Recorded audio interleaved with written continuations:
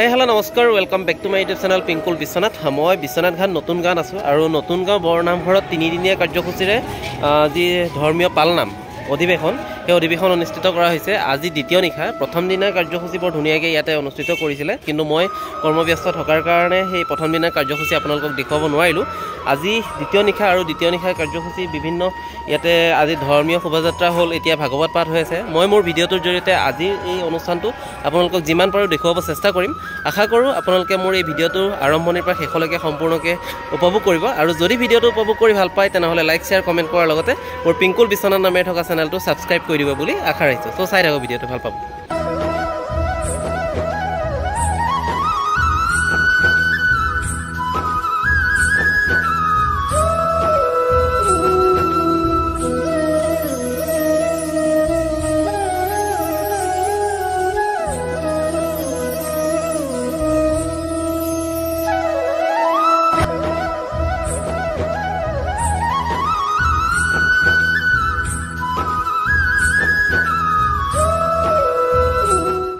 চাওক, নামঘৰলৈ সোমোৱাৰ সন্মুখতে কি ধুনীয়াকৈ এখন তোৰণ প্ৰস্তুত কৰি উলিয়াইছে, আৰু তোৰণত ধুনীয়াকৈ লিখা আছে।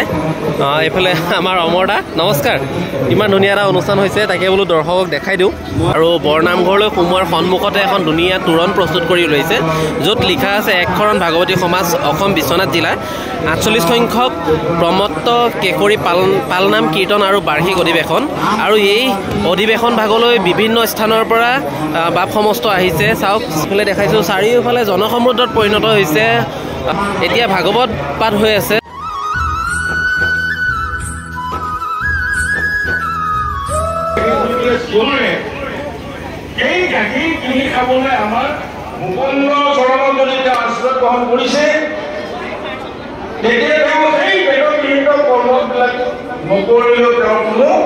অপৰাধ নাই,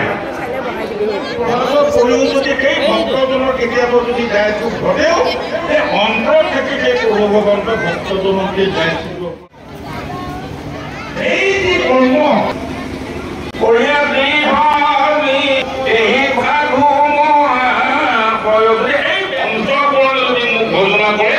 এই ৰায়ে আমাৰ বোকাতে যদি স্মৃতিক লৈ পেলাই এটা সুন্দৰ এচাৰি বোকা লিখিছে মাধৱ পুৰুষে।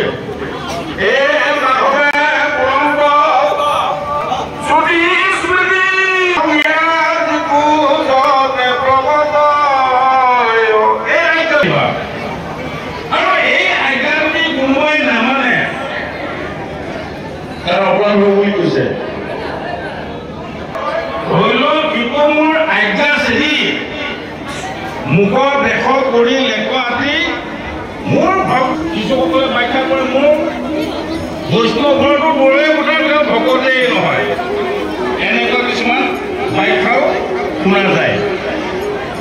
স্পষ্ট কৈছে যে মোৰ ভক্ত শুদ্ধ।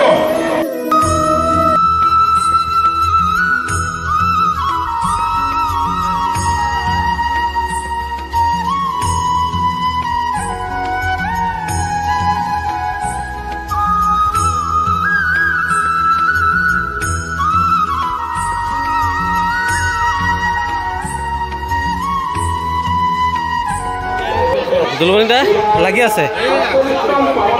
এইফালে ৰাইজক খোৱাবৰ কাৰণে যিবোৰ মানে খাদ্যৰ ব্যৱস্থা কৰিছে, এই খাদ্য সামগ্ৰীবোৰ ইয়াত ধুনীয়াকৈ ষ্ট'ৰ কৰা আছে। চাওক, এইফালে গোটেই খাদ্য সামগ্ৰী ইয়াতে ষ্ট'ৰ কৰা হৈছে, আৰু এইফালে ৰান্ধনি লাগি আছে। অহৰহভাৱে তেখেতসকলে ভক্তসকলক খাদ্য খুৱাবৰ কাৰণে ৰাতিপুৱাৰ পৰা নন ষ্টপ মানে চৌকা জ্বলি আছে। ভক্তসকলক যিমান দৰ্শনাৰ্থী আহিছে দৰ্শনাৰ্থীৰ কাৰণে ইয়াতে ভোজৰ ব্যৱস্থা কৰি আছে। নিৰামিষ দালি চব্জি বিলাহী টক বৰ ধুনীয়াকৈ বনাইছে, আৰু মই পৰম তৃপ্তিৰে এসাঁজ খালোঁ। আৰু এইফালে ষ্ট'ৰ ৰুম চাওক, যথেষ্ট ভক্তৰ সমাগম হৈছে, জনসমুদ্ৰত পৰিণত হৈছে গোটেই চাৰিওফালে নামঘৰৰ চৌহদত, আৰু এয়া লাগি আছে কামে কামে। সেইফালে সকলো ভক্তৰ কাৰণে ইয়াতে খাদ্যৰ ব্যৱস্থা কৰিছে। ইয়াত বিভিন্ন স্থানৰ পৰা বাপ সমস্ত আহিছে, গোট খাইছে। আৰু যি 3দিনীয়া কাৰ্যসূচী দ্বিতীয় দিন, মই একচুৱেলি ব্যস্ত থকাৰ কাৰণে প্ৰথম দিনৰ যি কাৰ্যসূচী আছে সেয়া আপোনালোকক দেখুৱাব নোৱাৰিলোঁ। বৰ সুন্দৰভাৱে এই অনুষ্ঠানটো সকলোৱে নিজৰ নিজৰ দায়িত্বসমূহ সুন্দৰকৈ পালন কৰিছে। আৰু সৰুৰ পৰা ডাঙৰলৈকে সকলোৱে নিজৰ নিজৰ দায়িত্ব পালন কৰিছে যোনে যি পাৰিছে এই সৰু কণমানি ছোৱালীজনী আৰু কণমানি ল'ৰাটোৱে চাওক পানী দি আছে যোনে যি পাৰিছে প্ৰত্যেকে নিজৰ নিজৰ দায়িত্ববোৰ সুন্দৰকৈ সুচাৰুৰূপে পালন কৰিছে চাওক আৰু তাতে ভাগৱত পাঠ হৈ আছে বিভিন্ন স্থানৰ পৰা আহিছে বাপ সমস্ত আৰু তেখেতসকলে এই ধৰ্মীয় কাৰ্যসূচীত অংশগ্ৰহণ কৰি নিজৰ নিজৰ দায়িত্ববোৰ ধুনীয়াকৈ পালন কৰিছে চাওক 1936 চন মৃত্যু 2019 চন পৰম শ্ৰদ্ধাৰ প্ৰয়াত ভোলাৰাম দাস আতাৰ চৰণ কমলত জনাইছোঁ শ্ৰদ্ধাঞ্জলি ভোলাৰাম দাস আতা বিশ্বনাথ ঘাটৰ নতুন গাঁৱৰ এজন সাধক পুৰুষ আছে